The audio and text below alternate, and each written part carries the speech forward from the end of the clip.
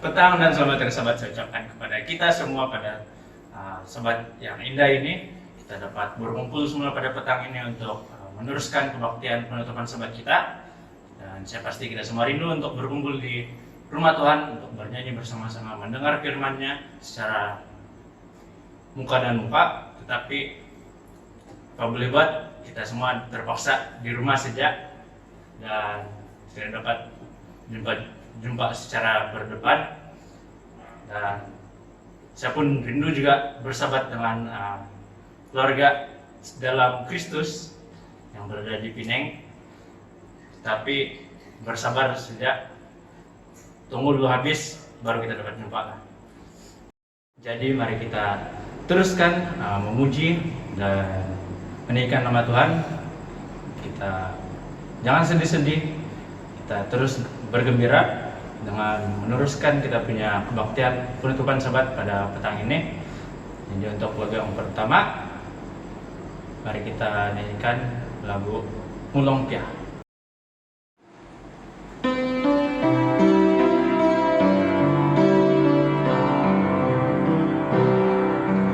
Mulong Pia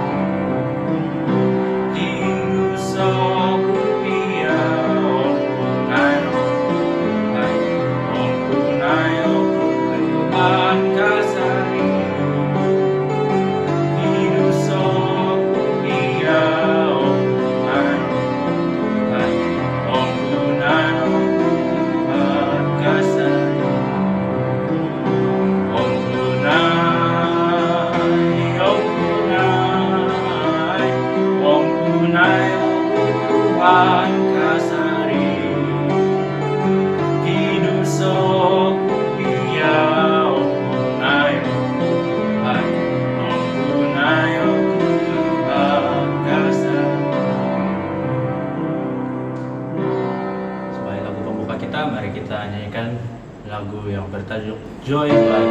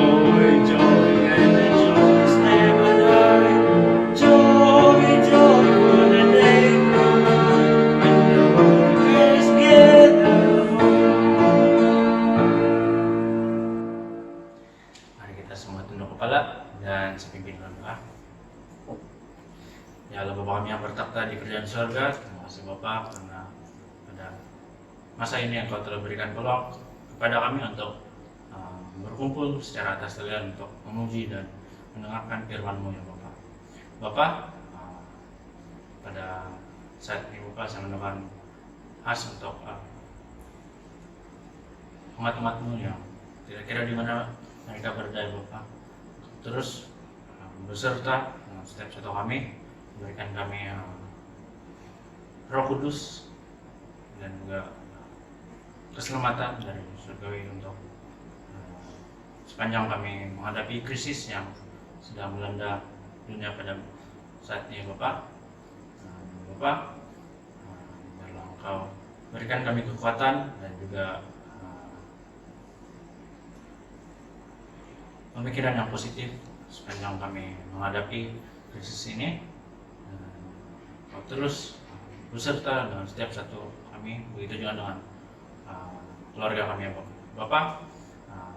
Sementara nanti kami akan menerima makanan rohani bagi kerohanian kami Bapak. Kau berkati saudara Baragil yang akan memberikan renungan untuk sobat petang ini.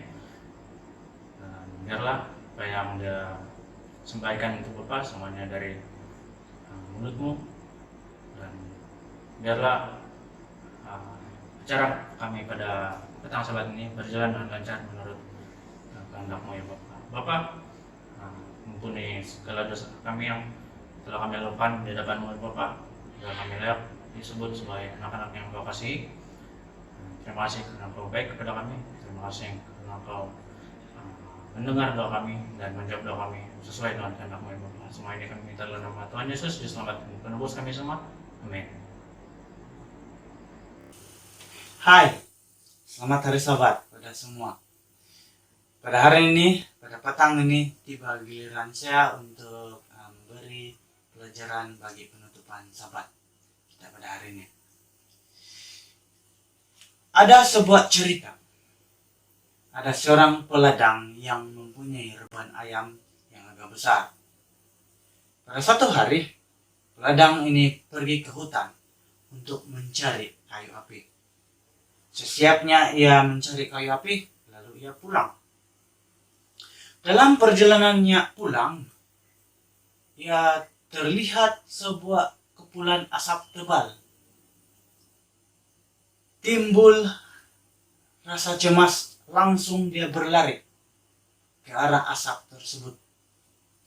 Dan dia dapati yang terbakar adalah reban ayamnya. Pada saat ia sampai di sana,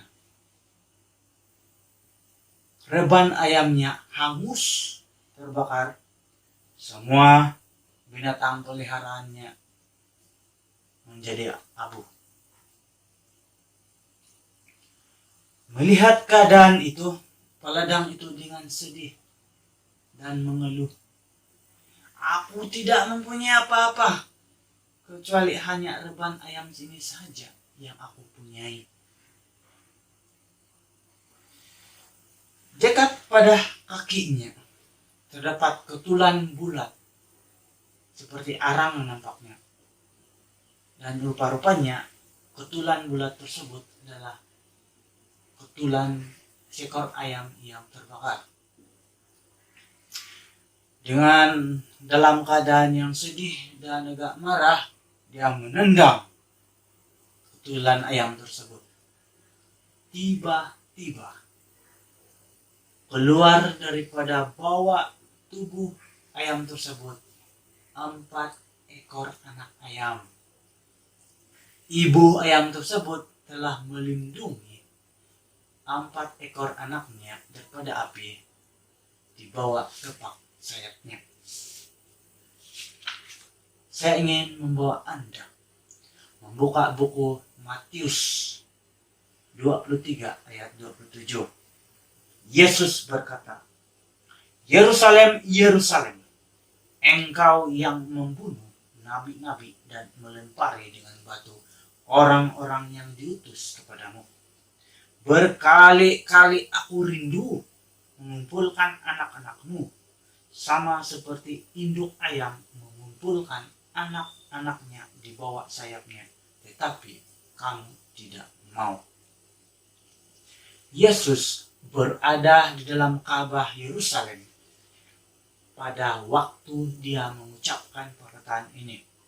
Yesus bersama-sama dengan murid-muridnya berdiri di hadapan para penentangnya, yaitu ahli-ahli Taurat, ahli-ahli orang-orang Farisi, Semasa Yesus mengucapkan, "Yerusalem, Yerusalem, aku berkali-kali rindu mengumpul anak-anakmu." Jiwa Yesus sedang menangis dan meratap melihat keadaan bangsa Yahudi, para pemimpin agama Yahudi yang menolak juru selamat mereka. Dalam Matius bab 23 ini, di dalam Ka'bah itu, Yesus mengucapkan perkataan celaka terhadap pemimpin agama Yahudi yang menentangnya. Ucapan celaka ini merupakan penghakiman terhadap kesalahan-kesalahan yang mereka lakukan. Dalam tangisan, Yesus menghakimi kesalahan-kesalahan mereka. Antara kesalahan-kesalahan yang dinyatakan oleh Yesus adalah, walaupun mereka mengajar ajaran Musa, para ahli Taurat, orang-orang Farisi ini tidak mempraktik atau mengamalkan ajaran Musa seperti dalam ayat 2 hingga ayat 4. Mereka juga suka mengejar kuasa dan populariti seperti dalam ayat 5 hingga ayat 10. Oleh karena kemunafikan mereka, ada orang yang tidak mau mendengar ataupun tidak mau menerima kerajaan Kristus. Mereka juga menipu dan juga menindas para janda.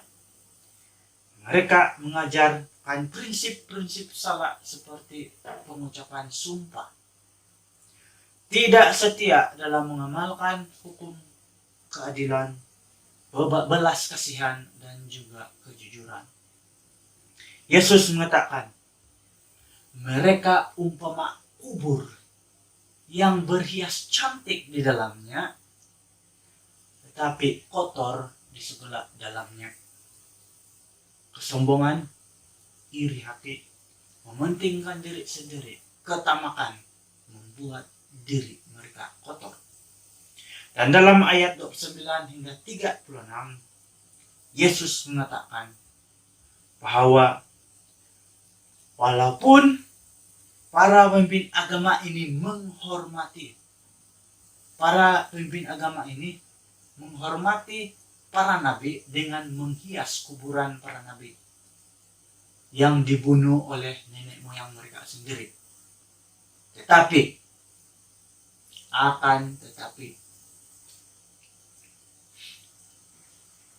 mereka, ahli-ahli Taurat dan orang-orang Farisi ini, menolak ajaran para nabi yang memberi kesaksian tentang Yesus, tentang Mesias, juru selamat mereka.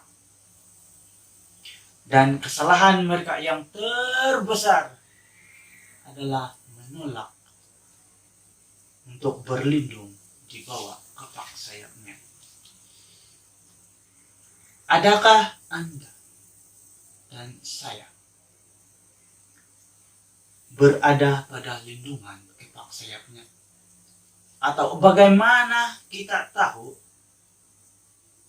bahwa kita senantiasa berada di bawah lindungan kepak sayapnya? Adakah kita seperti orang-orang Farisi, ahli-ahli Taurat, yang berada dalam gerejanya, tinggal dalam gerejanya, mempelajari firman Tuhan, tetapi tidak mempraktik dan atau tidak mengamalkannya? Atau adakah kita mempunyai Alkitab tetapi tidak mempelajari firman yang menunjukkan sumber kehidupan kekal? Atau adakah kita suka mengamalkan satu prinsip yang bertentangan dengan Alkitab untuk mengejar kuasa dan populariti? Atau kita mempunyai tabiat yang suka mengabaikan tuntutan hukum? Atau adakah kita menyimpan kesombongan dalam diri, iri hati, mementingkan diri sendiri, kegairahan yang salah, kelucahan, kejahatan, atau terdapat kebencian dalam hati?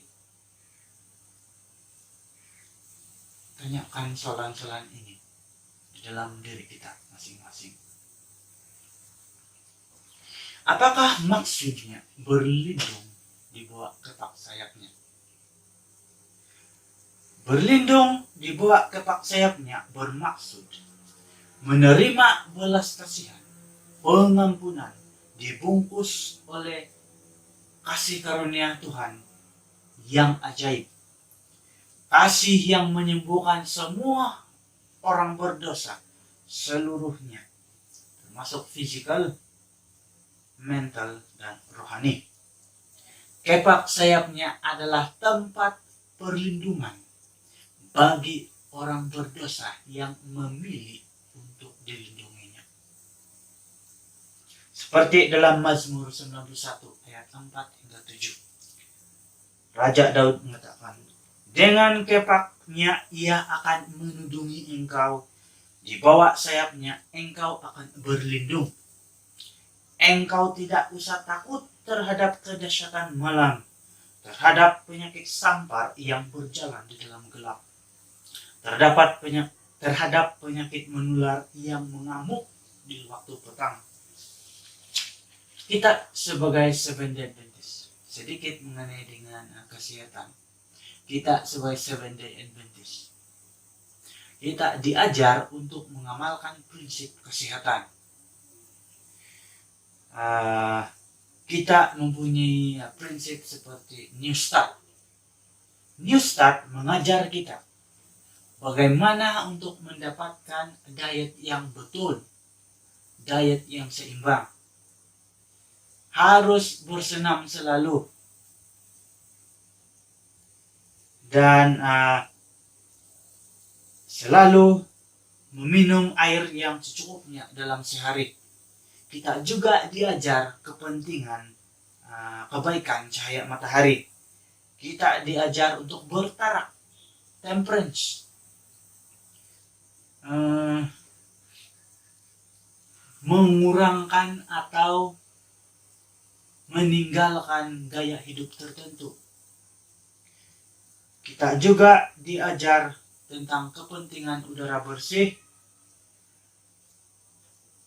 dan mendapat rehat yang secukupnya. Dan yang terakhir, yang paling penting, kita harus mempercayai pimpinan Tuhan yang merupakan sumber kesembuhan kita. Dan prinsip-prinsip ini telah diakui sebagai pencegahan, yaitu sebagai rawatan dan juga pemulihan yang mujarab sekali bagi diri kita.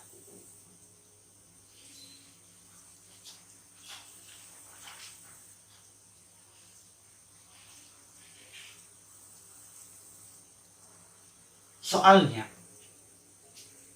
adalah, jika kita melanggar prinsip kesehatan ini, sebagai contoh, kita tahu makanan ini membahayakan kesehatan kita. Kita tahu makanan ini menghancurkan imun sistem kita, cepat atau lambat. Tapi kita tetap untuk memakannya. Adakah Tuhan akan melakukan mukjizat untuk menjauhkan penyakit daripada diri kita jika melanggar hukum kesehatan? Sudah tentu tidak. Tuhan tidak akan melakukan mukjizat kepada mereka yang dengan sengaja merosakkan kesehatan mereka. Walaupun mereka tahu dengan baik apakah prinsip kesehatan tersebut.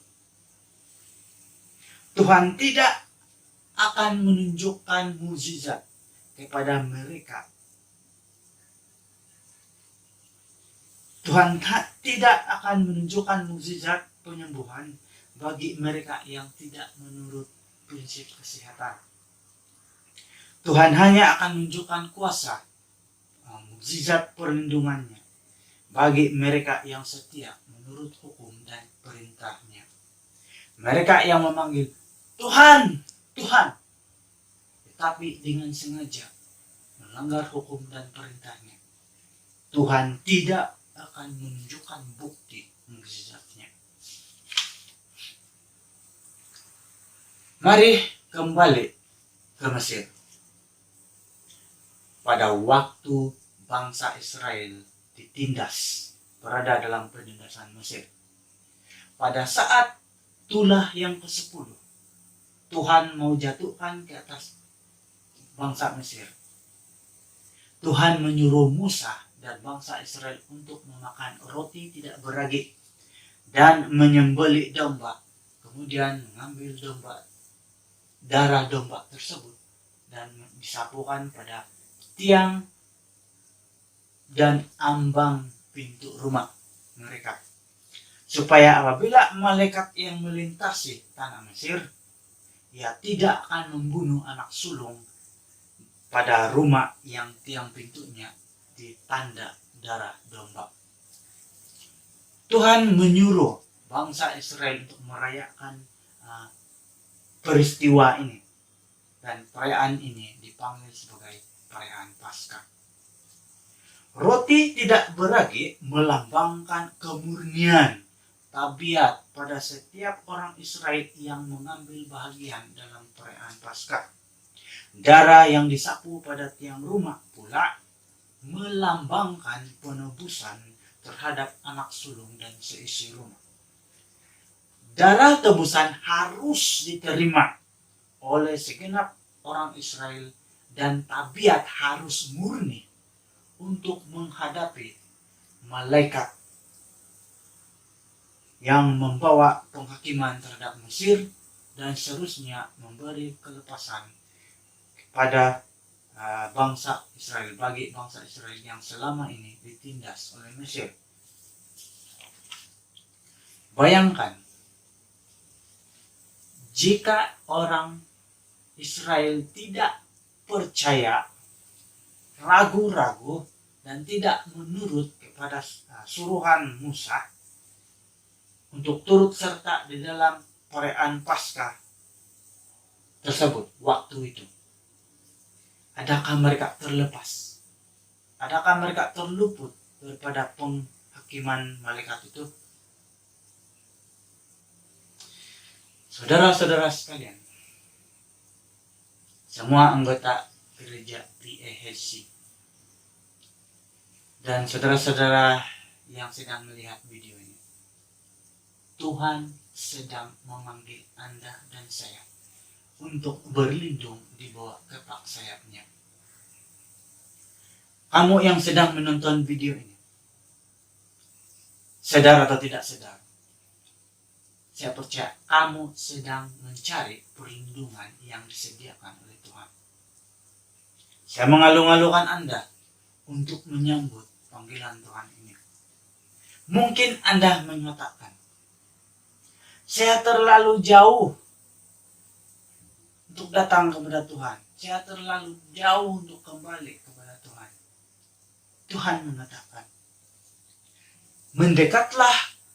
mendekatlah kepadaku, dan aku akan mendekat kepadamu. Yakobus 4 ayat 8. Mungkin Anda mengatakan, saya terlalu kotor. Saya pernah memarahi Tuhan. Saya pernah membenci Tuhan. Tuhan mengatakan, oh, biar engkau kotor seperti kirmizi, aku akan membersihkan engkau putih seperti salju. Yesaya 1 ayat 18. Mungkin Anda berkata atau ragu-ragu, benarkah Tuhan akan menerima saya jika saya datang kepadanya? Tuhan mengatakan, datang saja kepadaku, kamu tidak akan kubuang. Yohanes 6:37. Bangsa Israel tidak sempurna, tidak murni karakternya, tidak suci tabiatnya semasa mereka mengambil bahagian di dalam perayaan Paskah. Namun yang menyucikan mereka adalah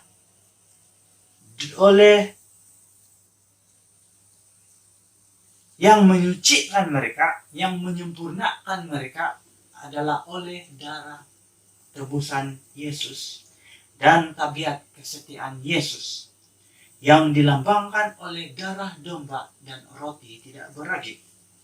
Dengan menerima darah domba dan kemurnian tabiat Yesus, mereka bertahan berdiri menghadapi penghakiman malaikat dan seterusnya terlepas daripada penghakiman Tuhan, yaitu 10 tulah ke atas Mesir.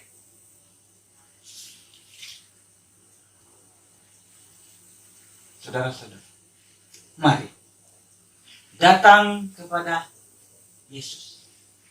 Bawa segala bebanmu dan berikan kepada Yesus. Anda boleh berkata, Tuhan, apabila saya melihat diri saya dapati diri saya kotor, penuh dengan kesombongan, mementingkan diri sendiri, kelucahan, kejahatan, menyimpan kemarahan dan kebencian. Saya seringkali membelakangi perintah-perintah-Mu. Saya seringkali tidak mau mendengar nasihat-nasihat-Mu. Ya Tuhan, ambillah aku menjadi milik-Mu. Selamatkanlah aku, sebab aku tidak dapat menyelamatkan diriku sendiri. Tebus aku ya Tuhan, sebab aku tidak dapat menebus diriku sendiri. Tuhan, ubah diri saya, ubah hati saya, karena saya tidak dapat. Saya tidak mempunyai kekuatan untuk mengubah diri saya. Yesus mengatakan, dengan kepak sayapku, aku akan melindungi dan melindungi engkau. Mazmur 91 ayat 4. Aku akan menyertai engkau dalam kesesakan, dalam kesusahan. Mazmur 91 ayat 14. Yesus mengatakan, pada masa kesesakan, pada masa kesusahan kamu pada hari ini, dan kesusahan kamu, kesesakan kamu pada masa yang akan datang. Satu kesusahan yang serupa dengan kesusahan 10 tulah yang menimpa Mesir. Yesus berkata, aku berjanji, aku akan menyertai kamu senantiasa sampai akhir zaman, sampai di penghujungnya. Matius 28 ayat 20. Saudara-saudara, kamu yang memilih untuk berlindung di bawah kepak sayapnya adalah sangat-sangat beruntung. Di bawah kepak sayapnya terdapat perlindungan kekal, terdapat pengharapan yang pasti, terdapat penghiburan dan kedamaian, terdapat kesembuhan, terdapat kehidupan kekal abadi selamanya. Sekian pelajaran penutupan sahabat kita pada hari ini. Mari berdoa. Terima kasih Bapak. Melalui renungan pelajaran penutupan sahabat pada hari ini, kami telah mendapat satu pelajaran penting bagi kerohanian kami. Kami telah belajar bahwa Bapak senantiasa rindu untuk mengumpul umat-umat-Mu, melindungi umat-umat-Mu. Ya Bapak. Ya Bapak, bantu kami, tolong kami, supaya kami senantiasa berada di bawah kepak sayap-Mu. Kepak sayap-Mu yang terdapat perlindungan kekal, yang memberi penghiburan, pengharapan yang pasti, dan memberi kesembuhan total bagi diri kami, baik fisikal, baik mental, dan juga rohani kami. Bapa, terima kasih karena Engkau sudah berjanji untuk menjawab kami, doa permohonan kami. Kami berdoa dalam nama Yesus Kristus, jadi juru selamat kami semua. Amin.